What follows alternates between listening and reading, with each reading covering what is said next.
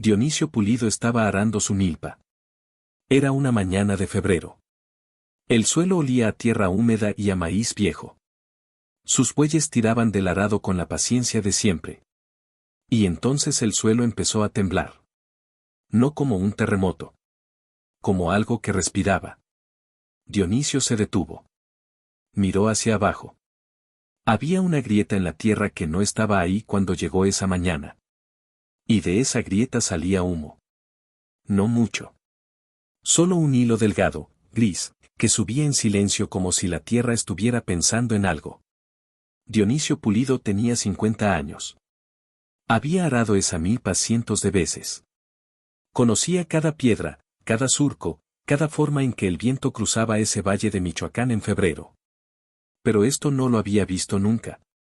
Lo que ocurrió en las siguientes horas cambió su vida para siempre. Y lo que ocurrió en los siguientes 9 años cambió el mapa de México. Porque ese hilo de humo no era el principio de algo pequeño. Era el nacimiento de un volcán. El pueblo de San Juan Parangaricutiro llevaba siglos viviendo entre volcanes apagados. La región de Michoacán es parte del Cinturón de Fuego del Pacífico, una de las zonas volcánicamente más activas del planeta. Pero los volcanes de esa región eran historia antigua. Eran montañas. Eran paisaje. Nadie esperaba uno nuevo. Dionisio vivía en el rancho de Cuyusuru, a las afueras del pueblo. Su milpa era pequeña, como las de todos sus vecinos. Cultivaba maíz, frijol, chile. La vida en ese valle en 1943 era exactamente la misma que había sido 100 años antes. Eso era la paradoja de ese lugar. Un suelo tan fértil sobre una zona tan inestable que en cualquier momento podía recordar que el fuego estaba abajo. Y ese 20 de febrero de 1943, el fuego recordó que estaba ahí. Las señales habían empezado semanas antes. La tierra tembló. Una vez. Luego otra. Los perros se inquietaron sin razón. Los pozos de agua empezaron a oler diferente. Las grietas pequeñas aparecieron en los muros de las casas. Los pájaros dejaron de cantar en ciertas horas. Los ancianos dijeron que la tierra estaba nerviosa. Nadie sabía qué significaba. Y entonces llegó el 20 de febrero. Y la grieta en la milpa de Dionisio no era pequeña por mucho tiempo. En las primeras horas, el humo se volvió más denso. La grieta se abrió.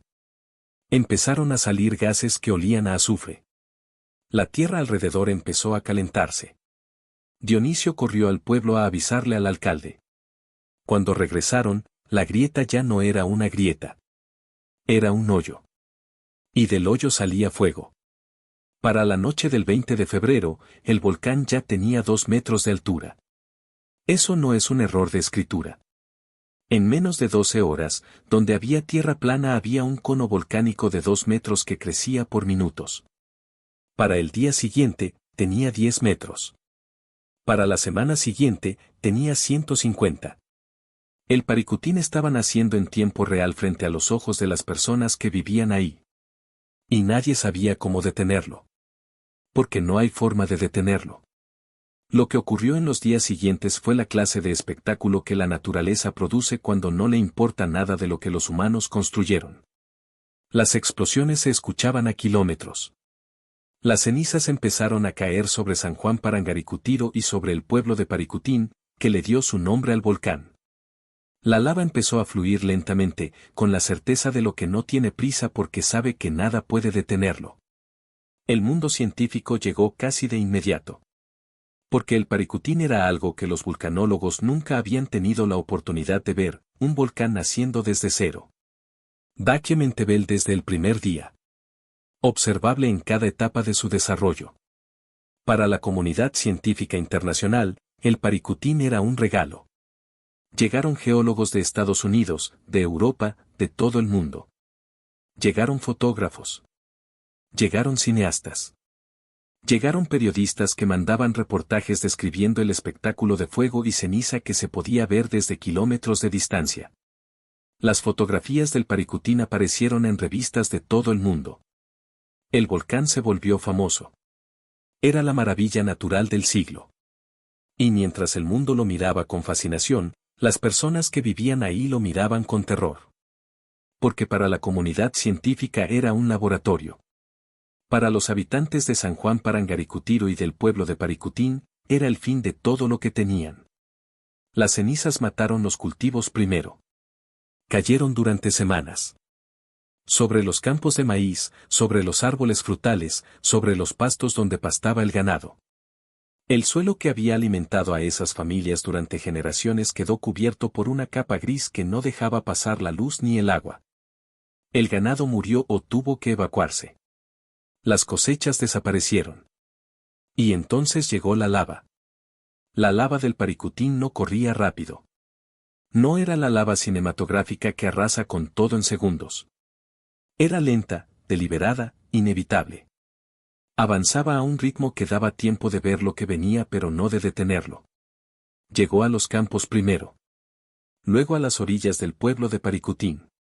Luego empezó a entrar. Casa por casa, calle por calle, la roca fundida fue cubriendo lo que había sido el pueblo. Las paredes de adobe, los techos de teja, las tiendas, la plaza, los caminos que la gente había caminado toda su vida. Todo quedó bajo metros de roca solidificada. San Juan Parangaricutiro resistió más tiempo. Estaba más lejos. La lava tardó más en llegar. Pero llegó. Y lo que ocurrió con la iglesia de San Juan Parangaricutiro es la imagen más poderosa de toda esta historia. La iglesia era el centro del pueblo. El edificio más sólido, el más antiguo, el que representaba todo lo que esa comunidad había construido y creído durante siglos. La lava la rodeó. No la derribó. La rodeó. La cubrió hasta donde llegó y se detuvo. Cuando la erupción terminó 9 años después, lo que sobresalía por encima de la planicie de lava solidificada eran las torres y parte de los muros de la iglesia. Solo eso. Todo lo demás había desaparecido bajo metros de roca. Pero la iglesia seguía ahí. Parcialmente. Como si la lava la hubiera respetado sin saber por qué. Dionisio Pulido siguió con vida. Vivió lo suficiente para ver el volcán que nació en su milpa alcanzar su altura máxima de más de 400 metros sobre el nivel del suelo original. Vivió para ver su pueblo desaparecer. Para ver su milpa convertida en las faldas de una montaña nueva. Dijo más de una vez que había sentido culpa. Como si de alguna forma él hubiera sido responsable de lo que la tierra decidió hacer ese día. No era responsable de nada. Pero eso es lo que hace la naturaleza cuando actúa en el espacio donde una persona vive su vida cotidiana. Convierte algo que no es personal en algo que se siente absolutamente personal. El Paricutín dejó de erupcionar en 1952. 9 años después de esa mañana de febrero en que Dionisio Pulido vio el primer hilo de humo. Dejó de erupcionar tan abruptamente como había empezado. Un día simplemente se detuvo. Sin anuncio. Sin proceso gradual. Se detuvo. Y lo que quedó fue una montaña nueva en el mapa de México. 400 metros de altura. Kilómetros cuadrados de lava solidificada donde antes había pueblos, milpas, caminos y vidas. Y las torres de una iglesia sobresaliendo de la roca como si alguien las hubiera dejado ahí a propósito. Hoy el Paricutín es patrimonio natural. Turistas de todo el mundo llegan a verlo. Caminan sobre la lava solidificada. Se toman fotografías con las torres de la iglesia al fondo. Contratan guías que les cuentan la historia del volcán que nació en la milpa de un campesino. El lugar donde estaba la milpa de Dionisio Pulido está ahora bajo las faldas del volcán. Las comunidades que fueron evacuadas fueron reubicadas. La mayoría en un lugar llamado Calzoncin. Siguieron siendo la misma gente, con la misma cultura, con las mismas tradiciones. Pero ya no en el mismo lugar. El mismo lugar ya no existe.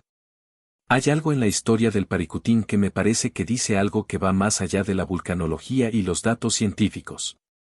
Dice que el suelo en el que vivimos no nos pertenece en el sentido en que creemos que nos pertenece. Lo usamos. Lo cultivamos. Construimos sobre él. Le damos nombres. Lo heredamos de nuestros padres y se lo dejamos a nuestros hijos. Pero el suelo tiene su propia agenda. Y a veces, en un martes de febrero, mientras aramos nuestra milpa con los mismos bueyes de siempre, el suelo decide recordarnos que él estaba aquí antes que nosotros. Y que seguirá aquí después. Esta mañana, en algún lugar de México, alguien está caminando sobre suelo que hace 80 años era milpa de alguien. O que hace 100 años era ciudad. O que en algún momento va a ser otra cosa completamente distinta.